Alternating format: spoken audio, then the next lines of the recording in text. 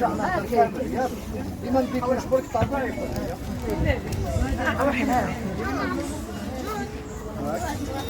يروح يروح شوف وراه ديما نديكوش طابع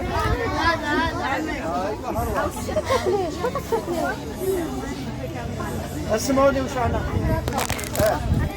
اسمعوا باسكو السؤال حيكون على هذا. اسمعوني وش احنا حكينا الطابع البري. هذا الطابع البري اسمه هواية الملوك والأمراء. اسمع وش يقول.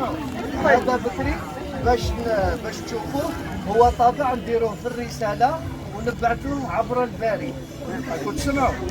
وهذا الطابع الحاجة المليحة فيه أنه هو سفير كما حنا هو راه سفير الجزائر في العالم. دوك حنا إذا كان طابع بريد في الجزائر أي بلاد يشوفوا يعرفوا هذه بلاد اسمها الجزائر ويحكوا عليها وش فيها. وحنايا الطابع البريدي كل واحد والنسخة تاعو.